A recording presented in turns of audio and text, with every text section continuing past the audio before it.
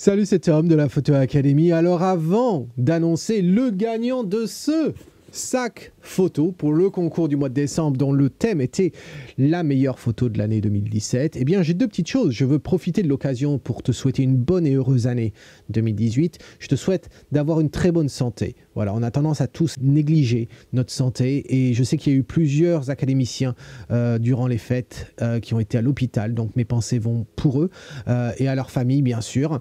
La famille aussi très important. Le travail aussi très important parce que dans les temps qui courent, c'est pas simple. Il y a beaucoup de monde qui n'ont pas de travail et que le travail c'est important pour pouvoir faire ce que l'on aime faire. Et pour ceux qui, comme moi, essayent de lier le travail au plaisir, eh bien, je salue tous mes collègues photographes, alors qu'ils soient youtubeurs ou pas. Voilà, je vous salue tous et je vous souhaite une agréable année 2018. Alors, demain, dimanche, je ferai une vidéo concernant l'académie, la plateforme, le site.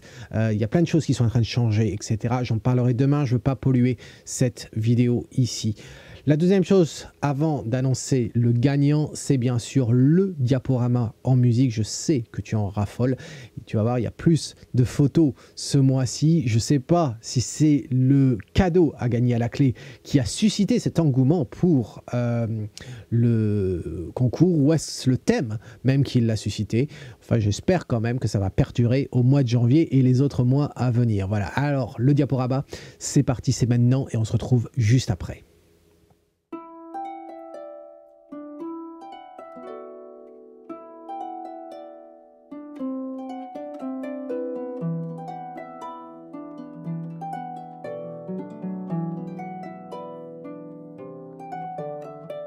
Cold the early evening when there's a fisher lad set out. The tumbling sea in a fury now, and they won't be back till the morning. Turn her round behind the wind, to the northern coast we're bound. The gannets wheel with their eerie cry, and the whirling waves are foaming. We'll sail along in the mighty van in the search for the silver darlings.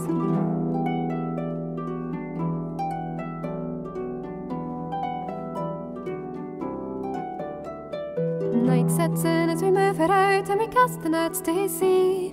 The fishing life is a struggle hard and the end of a young lad's roaming. Deep and dark the rolling waves as the tide that pulls us out. The warm beat fight is a distant thought in a fishing boat in the gloaming. We'll sail along in the mighty van in the search for the silver darlings. We'll sail along in the mighty van in the search for the silver darlings.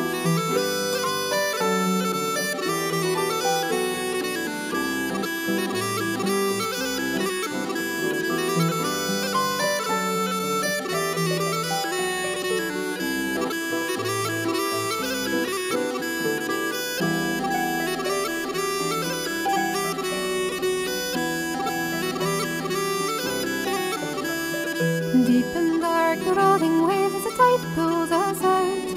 The warm peak fight is a distant thought in a fishing boat in the gloaming. We'll sail along in the mighty van in the search for the silver darlings. We'll sail along in the mighty van in the search for the silver darlings.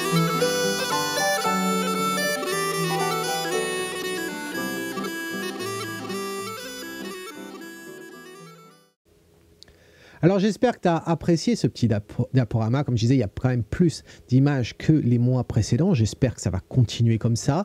Vraiment, il y avait un petit peu de tout, hein, comme d'habitude dans ce concours.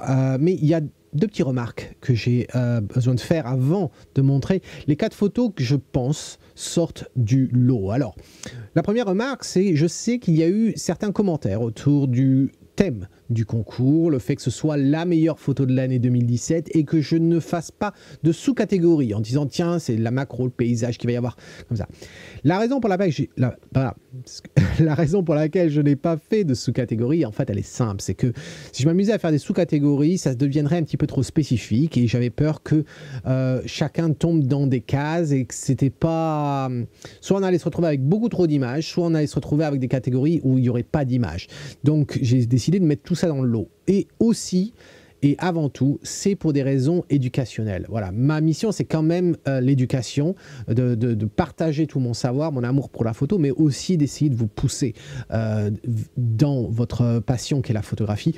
Et je pense qu'il est important, à la fin de l'année, ou n'importe quand à ce moment-là, de regarder son travail, et de réfléchir, d'analyser un peu ce qu'on a fait. Et je trouvais que c'était la bonne occasion de faire un concours pour la meilleure photo de l'année, non pas pour se comparer aux uns et aux autres, ça n'a absolument aucun intérêt en soi. Le concours, c'est un concours personnel. Après, il y a un vainqueur du concours pour illustrer le concours en soi, mais on ne va pas non plus trop se prendre au sérieux quand même. Mais au niveau de la réflexion, c'est très très important. Ça permet de voir l'évolution durant toute une année. Et j'ai eu l'occasion d'en discuter récemment avec des membres de la classe Or, avec qui j'ai fait ma séance sur Skype pour le mois de janvier. Et donc, ils m'ont dit à quel point ils ont apprécié ce travail de réflexion, d'analyse de leurs photos tout au long de l'année. Ils ont pu voir leur évolution et j'ai pu voir également l'évolution des académiciens au cours de l'année. Alors, ça paraît peut-être pas aussi rapide que ce que vous pensez, mais c'est un travail long qui ne s'achève jamais. Le tout, c'est de persévérer. L'avantage, la bonne nouvelle, c'est que de persévérer dans quelque chose que l'on aime, c'est pas très compliqué quand même. Voilà. Donc c'est que du bonheur. J'aime pas cette expression, mais on va l'utiliser au moins une fois. Voilà. Alors, c'est les deux remarques que j'avais à dire par rapport à la première remarque. La deuxième remarque que je voulais faire quand même, c'était que j'ai trouvé assez intéressant les choix de certains académiciens pour la meilleure photo de l'année 2017. Leur meilleure photo de l'année 2017. Et alors, pourquoi je dis ça? Parce que, bon, les académiciens, je vois les photos qu'ils postent sur l'académie, je les vois, quel que soit le contexte, que ce soit la revue vidéo mensuelle, que ce soit la revue privée, que ce soit les concours que l'on fait depuis le mois de mars, ou bien même de poster sur le comptoir de l'académie, voilà. Eh bien, j'ai été assez étonné pour certains académiciens parce que je trouvais que leur meilleur travail n'était pas la photo qu'ils ont postée pour ce concours de la meilleure photo de l'année 2017, mais plutôt du travail qu'ils avaient posté soit pour une revue, soit pour un concours, etc. Et que même si pour ces photos-là, j'avais fait des commentaires où je ne les avais pas choisis comme étant gagnants d'un concours, par exemple, eh bien, ça restait quand même leur meilleur travail. Et donc, c'est assez intéressant. C'est pas toujours simple de choisir le meilleur travail. Et le meilleur travail, en fait, c'est une combinaison de plusieurs choses. Il y a la technique au niveau de la prise de vue, ça doit être le meilleur traitement post-production, après coup, au développement. Et puis, tout ça doit dégager une émotion. Et donc, c'est pas simple de pouvoir analyser tout ça, mais ça demande du recul et c'est pour ça que de le faire au moins une fois par an, ça fait du bien. Voilà, moi, c'est un travail que je fais personnellement après chaque mariage ou après chaque séance, que ce soit une séance de portrait de famille ou autre. C'est quelque chose de se remettre en question, c'est très important. Si on ne le fait pas, on stagne et on se casse la pipe la plupart du temps. Si on n'a pas d'ambition, je ne parle pas que professionnel, hein, on peut être amateur et avoir de l'ambition quand même de pouvoir progresser, eh bien c'est quand même extrêmement important de se remettre en question. Voilà, voilà les quelques marques que je voulais faire. Alors, maintenant, je disais, il y avait 4 photos qui, pour moi, sortent du lot dans toutes celles qui ont été soumises. On va la regarder. Alors, celle que tu vois là en haut à gauche, c'est celle de Patrice, avec cette guêpe en train de construire le nid. Alors, ce que je trouve intéressant sur cette photo, c'est comme toute photo de macro, on aime tous la macro. Hein. La preuve en est, c'est qu'on regarde toutes les photos du diaporama, il y avait pas mal de macro, de proxy photographie, comme on dit, de photographie de proximité. Et la macro, c'est très bien parce que ça nous permet de voir des choses que on voit tous les jours, mais d'un œil différent. En l'occurrence, là, c'est une guêpe. Une guêpe, la majorité d'entre nous se fiche éperdument de la guêpe, même si elle est très importante dans l'écosystème, certes, mais ça nous est absolument égal. La seule chose qui nous est égale, c'est qu'on ne se fasse pas piquer.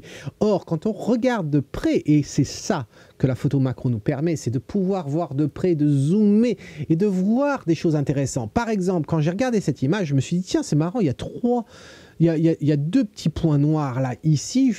J'ai eu l'impression qu'en fait, c'était des aiguilles qui avaient été plantées dans la tête de la guêpe pour pouvoir faire la photo. Je sais que c'est une technique qui se fait assez régulièrement en photo de macro. Et donc, j'ai dit, ah, c'est étonnant, j'étais persuadé que c'était une photo véritable, en pleine vie.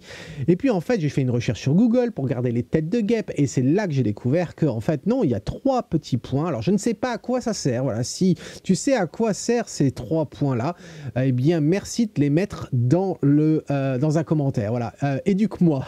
J'aimerais bien savoir. Voilà. Mais en tout cas, c'est très intéressant. Ça permet de voir un petit peu plus près. Et c'est vrai que quand on regarde les films de science-fiction, par exemple, avec les aliens, etc., en fait, on s'aperçoit que les créateurs de ces films-là, en fait, c'est pas qu'ils ont une énorme imagination, il suffit de regarder les petits insectes qu'on a, les petits animaux qu'on a sur la Terre, et de les voir vraiment à une grosse échelle, et c'est assez effrayant, je trouve. Voilà. En tout cas, très belle photo, je dois dire. Au niveau technique, c'est très, très intéressant. C'est propre au niveau du développement. La seule chose, et je crois que tu en es conscient, Patrice, c'est au niveau du cadrage de cette photo. Et je dois dire que de l'avoir mis à l'envers, voilà, et bien pour moi, ça marchait pas. Ça marche pas pour moi. C'est mon cerveau qui est comme ça m'embête de l'avoir comme ça. Et du coup, ce que j'ai fait, eh bien, c'est que je me suis amusé à la retourner et j'ai trouvé que c'était beaucoup plus intéressant comme ceci, du moins plus facile à lire. Cela dit, on s'aperçoit qu'il y a au niveau du cadrage, il y a un problème de balance et je crois que tu l'avais dit en commentaire, il y a tout cet espace à gauche là qui est quand même un petit peu embêtant. J'aurais aimé avoir légèrement, tu vois, si on pouvait faire pivoter un petit peu, là on ne peut pas parce que le cadrage est quand même très serré et donc on va couper les ailes. J'ai même essayé dans Photoshop pour voir si on pouvait, etc. mais il y avait trop de reconstruction à faire et donc ça donnait vraiment pas, sinon je te l'aurais proposé. Mais voilà, c'est juste ça. Et donc mon conseil là-dessus, c'est, même si je ne fais jamais macro, quasiment pas, et que je ne fais pas de focus stacking qui consiste à faire plusieurs photos avec la mise au point décalée pour pouvoir avoir une profondeur de champ sur toute la superficie, la surface du sujet. Même si j'ai pas fait ça, je te conseillerais quand même de prendre un petit peu plus large. Afin de pouvoir recadrer après coup. C'est un conseil que je donne à tous ceux qui font de la photo animalière, quelle qu'elle soit, que ce soit de la macro, des oiseaux, etc. C'est pas simple de prendre en photo des animaux, surtout quand ils sont vivants. Donc on peut pas cadrer comme si c'était une nature morte. Et donc du coup, eh bien, de prendre une prise qu'elle soit nette, bonne profondeur de champ, etc. C'est ce qui prime. Donc faites un peu plus large et après vous pouvez recadrer. Avec les appareils qu'on a aujourd'hui, on peut se permettre de recadrer, voilà, sans perdre de netteté. Donc là, beau travail, Patrice, je dirais. Ensuite, attention, on va pas, j'ai pas envie de tourner toute. J'ai pas envie d'avoir toutes les photos à l'envers. On va regarder la photo de Cécile maintenant. Alors Cécile, beau portrait madame, beau portrait, techniquement bien vu. Bien vu, pourquoi? Parce que c'est exactement ce que l'on utiliserait comme exemple de portrait candide. Alors candide en anglais, pas candide en français, qui voudrait dire en fait photo volée, furtive. Pourquoi? Parce qu'en fait, on n'a aucun élément dans cette scène sur le sujet qui nous montre qu'il est au courant, qu'il est en train d'être photographié. Les yeux ne nous regardent pas, le menton n'est pas droit vers nous, le front n'est pas dans notre direction et les épaules ne sont pas vers nous. Donc en fait, il n'y a rien qui soit vers nous et ça fait une photo extrêmement naturelle et bravo pour ça. Ensuite, au développement, je dirais que tu as fait du beau travail. Attention, j'aurais préféré assombrir légèrement l'épaule un tout petit peu. Elle ressort un petit peu trop et le cou légèrement un petit peu trop par rapport au reste de la tête. Mais sinon, c'est du beau travail. Une netteté très bien avec l'appareil que tu as utilisé. Je crois que tu as utilisé un Olympus, hein, si je me rappelle bien. Très très bien. Attention au traitement de peau, c'est vraiment léger, limite, je dirais à ce niveau-là. Je crois que tu as adouci légèrement la peau. Fais attention à ça. Il y a quelques points blancs qu'on aurait pu retirer facilement avec l'outil pansement dans Photoshop. Mais sinon, c'est un très beau portrait. Voilà, je pense que c'est le meilleur portrait qui a été soumis à ce concours.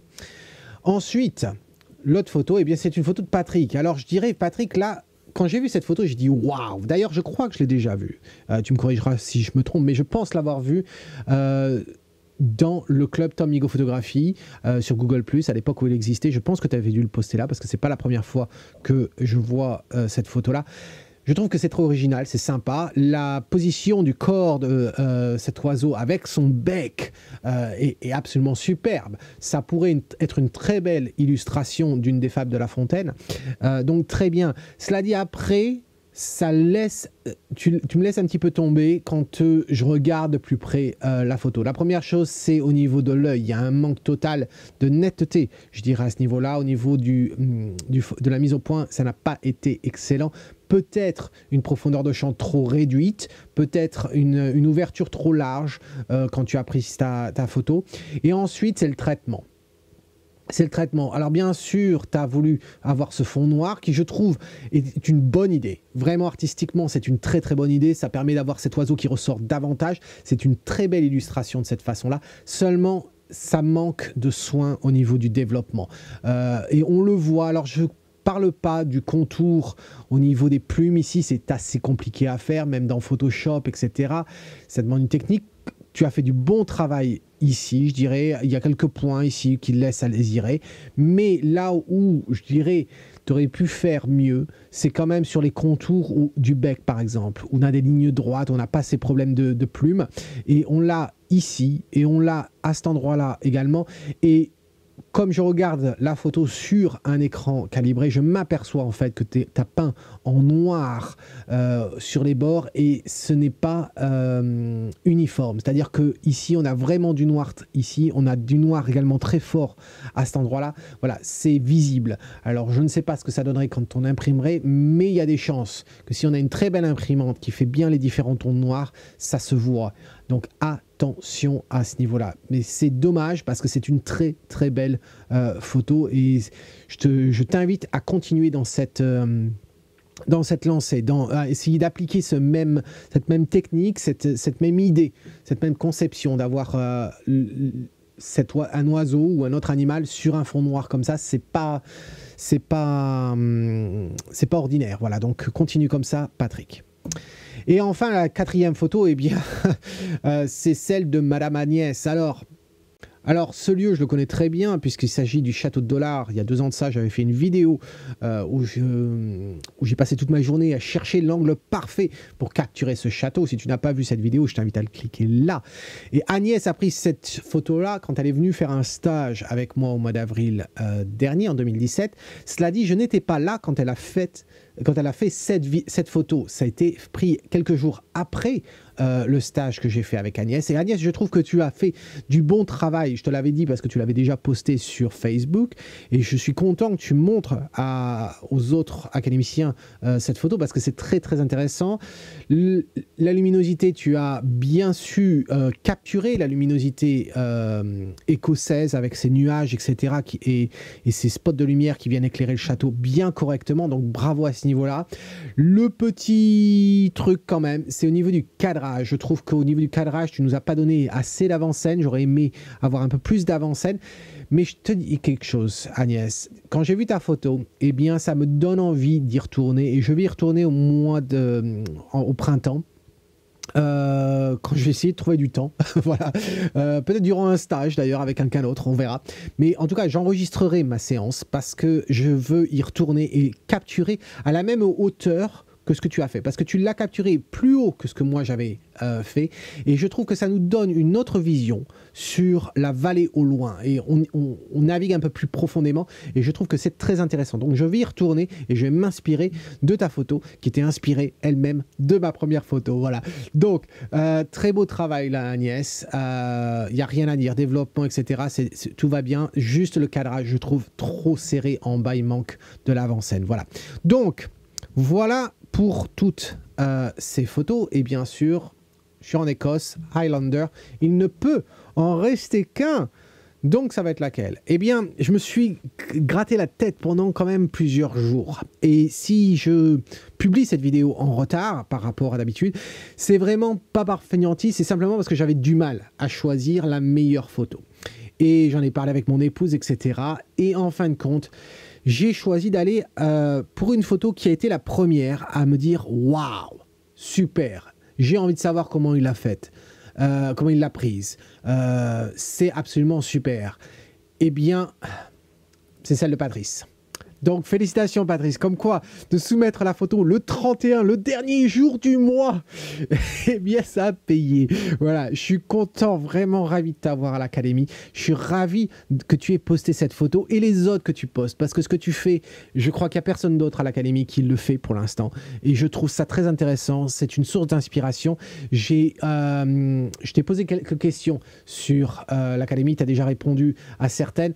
Je serais très intéressé pour que tu carrément ouvres un sujet dans le forum dédié à la macro et que tu nous donnes un peu plus d'informations, que tu nous parles du matériel vraiment que tu utilises, etc., avec des photos qui illustrent ta façon de capturer tout ça. Ça serait très, très intéressant, je trouve. Mais en tout cas, bravo, félicitations, Patrice. Alors, de toute façon, on va se parler dans une semaine. Je crois qu'on a rendez-vous. Donc, le sac photo, eh bien, il va partir chez toi, voilà, pour chez toi, et j'espère que tu vas bien l'utiliser, que tu vas l'aimer. Voilà, donc merci à tout le monde d'avoir participé à ce concours photo du mois de décembre. Bien sûr, maintenant, on remet les compteurs à zéro et c'est le concours du mois de janvier. Alors, quel va être le thème? Je vais choisir le thème du mois de janvier et je m'arrêterai là. Le gagnant du concours du mois de janvier choisira le thème comme d'habitude pour le mois suivant. La seule raison pour laquelle je voulais choisir le thème du mois de janvier, c'est d'une, j'avais pas envie que Patrice nous force à faire un concours sur la macro. Ça serait un petit peu, ça serait pas juste pour tout le monde parce qu'il y a des gens qui ne font pas de la macro. Et puis aussi, je voulais quand même voir des photos d'hiver. Voilà. Donc le thème pour le mois de janvier, eh bien, c'est l'hiver. Montrez-moi que vous pouvez capturer de l'hiver. Alors, je sais qu'on a eu une période très intéressante avec beaucoup de froid, pas qu'en Écosse, mais un peu partout dans le monde. Donc, montrez-moi ce que vous avez pu capturer. J'espère que vous avez sauté sur l'occasion. Et puis, en attendant, dites-moi tout ce que vous pensez dans un commentaire. Et puis, en attendant la prochaine fois, eh bien, c'est Tom qui vous dit à toutes et à tous, eh bien, si vous aimez ce que vous voyez, capturez-le.